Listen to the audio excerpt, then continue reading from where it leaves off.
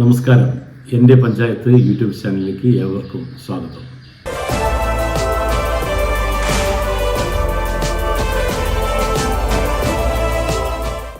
വയനാട് മുണ്ടക്കൈ ചൂരൽമല ദുരന്തത്തിന് ജീവൻ പൊലിഞ്ഞവർക്ക് ഈ ചാനലിലെ ആദരാഞ്ജലികൾ അർപ്പിക്കുന്നു. എല്ലാ ഭേദചിന്തകളും മാറ്റിവെച്ച് ഒരൊറ്റ മനസ്സോടെ നമുക്ക് കൈകോർക്കാം. അവിടെ ബാക്കിയായ ജീവനെയും അവരുടെ സ്വത്തിനെയും സംരക്ഷിക്കാൻ നാം എല്ലാവരും ബാധ്യസ്ഥരാണ്. Stand with Wayanad.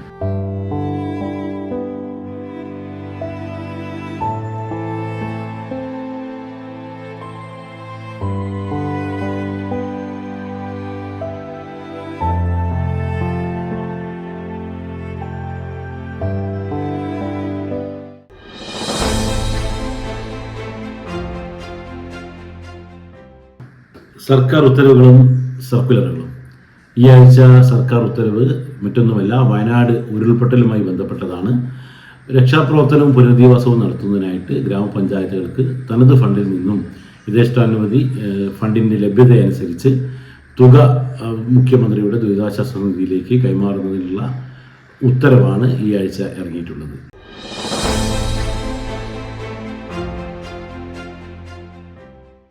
എൻ്റെ വാർഡ് എൻ്റെ നാട്. പാലക്കാട് ജില്ലയിലെ മലമ്പുഴ ബ്ലോക്കിൽപ്പെട്ട പുതുപ്പരിയാരം ഗ്രാമപഞ്ചായത്തിലെ 12ാം വാർഡ് മെമ്പറും ക്ഷേമകാര്യ സ്റ്റാൻഡിംഗ് കമ്മിറ്റി ചെയർമാനുമായിട്ടുള്ള ശ്രീ ജയപ്രകാശ് പി തൻ്റെ വാർഡിലെ വിശേഷങ്ങൾ സന്തോഷങ്ങളും നമ്മളോട് പങ്കുവെക്കുകയാണ്. ഞങ്ങളുടെ പഞ്ചായത്തിൽ MLAയുടെ ഫണ്ട് വെച്ച് 50 ലക്ഷം രൂപ വെച്ച് 25 ലക്ഷം രൂപയുടെ 2 നല്ല മനോഹരമായ അംഗൻവാടി കഴിഞ്ഞ ദിവസം ബഹുമാനപ്പെട്ട മലമ്പുഴ MLA ഉദ്ഘാടനം നിർവഹിച്ചു.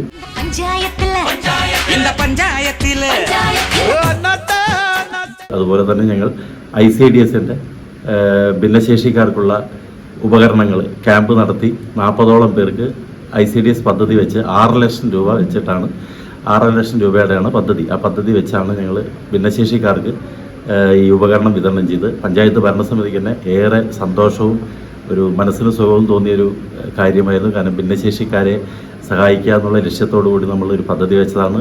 അത് അത്രയും ഭിന്നശേഷിക്കാർക്ക് വളരെ പ്രയോജനപ്പെട്ടൊരു പദ്ധതി കൂടിയാണ്. പിന്നെ ഞങ്ങളുടെ പഞ്ചായത്തിൽ പ്രത്യേകം എടുത്തു പറയാനുള്ളതെന്ന് പറഞ്ഞാൽ അംഗനവാടികളുടെ മുകളിൽ വനിതകളുടെ ആരോഗ്യ സംരക്ഷണത്തിനായി വനിതാ ജിംനേഷ്യം ഇപ്പം 5 അംഗനവാടികളിൽ മുകളിൽ ഞങ്ങൾ പദ്ധതി വെച്ച് ചെയ്തിട്ടുണ്ട്. അതായത് വനിതാ ജിംനേഷ്യം വനിതകളുടെ ആരോഗ്യ സംരക്ഷണത്തിന് വേണ്ടി മാത്രമാണ്.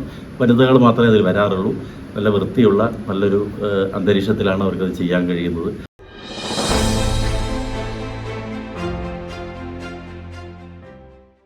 ചോദിച്ചറിയാം നാട്ടുവിശേഷങ്ങൾ എന്ന പങ്ക്തിയിൽ പാലക്കാട് ജില്ലയിലെ മണ്ണാർക്കാട് ബ്ലോക്കിൽപ്പെട്ട കരിമ്പം ഗ്രാമപഞ്ചായത്ത് പ്രസിഡന്റ് PS രാമചന്ദ്രനുമായിട്ടുള്ള അഭിമുഖമാണ് കാണാം. നമസ്കാരം പ്രസിഡന്റ്. നമസ്കാരം. പ്രസിഡന്റ് ആദ്യമായിട്ടാണോ പഞ്ചായത്ത് മെമ്പർ ആവുന്നത്? അതെ അതെ, ആദ്യമായിട്ടാണ് പ്രസിഡന്റ് പഞ്ചായത്ത്. ഓക്കെ. ഇപ്പോൾ കഴിഞ്ഞ കുറച്ചു കാലം പൊതുപ്രവർത്തനമൊക്കെ ആയിട്ട് നടന്ന് അതിനുശേഷം ഇപ്പോൾ ഒരു ഔദ്യോഗികമായിട്ട് പഞ്ചായത്ത് പ്രസിഡന്റ് ആയതിനു ശേഷം നമ്മുടെ ജീവിതത്തിൽ വന്ന കുറേ മാറ്റങ്ങളൊന്നും പറയാൻ പറ്റുമോ? ഞാൻ ആദ്യം ഒരു ഹൈസ്കൂൾ മാഷായിരുന്നു.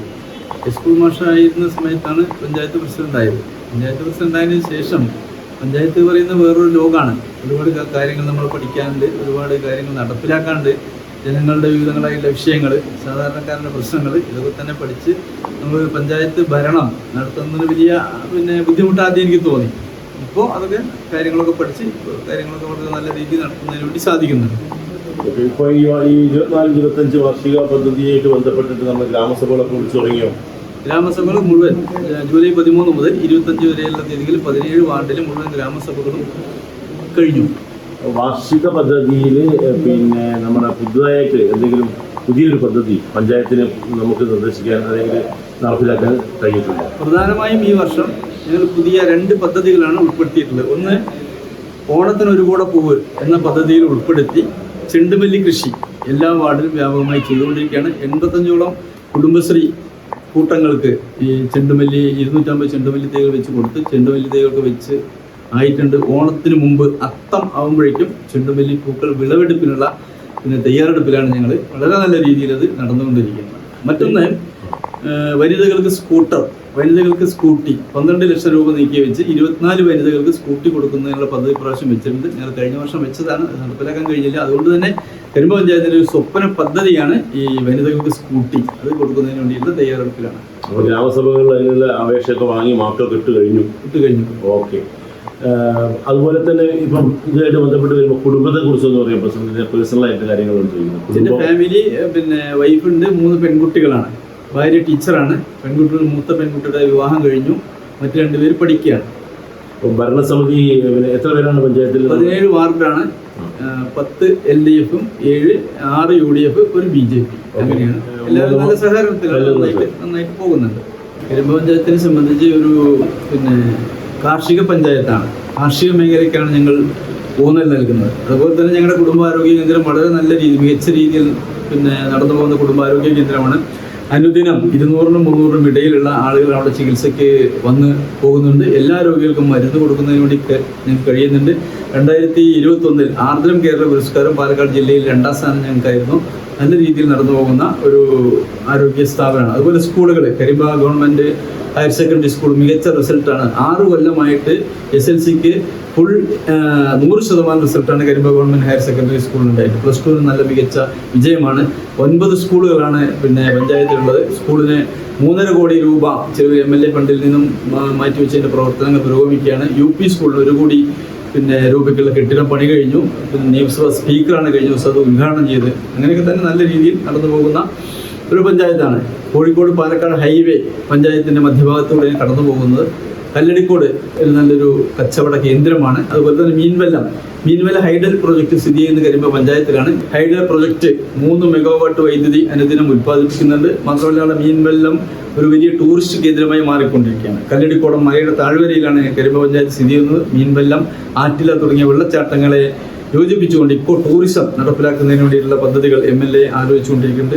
എൻ്റെ പഞ്ചായത്ത് എന്ന യൂട്യൂബ് ചാനലിന് എല്ലാവിധ ആശംസകളും അർപ്പിച്ചുകൊണ്ട് നിർത്തുന്നു. നന്ദി, നമസ്കാരം. എൻ്റെ പഞ്ചായത്ത് എന്ന യൂട്യൂബ് ചാനലിലെ ഈ ആഴ്ചയിലെ ഈ വീഡിയോ ഇവിടെ അവസാനിക്കുകയാണ്.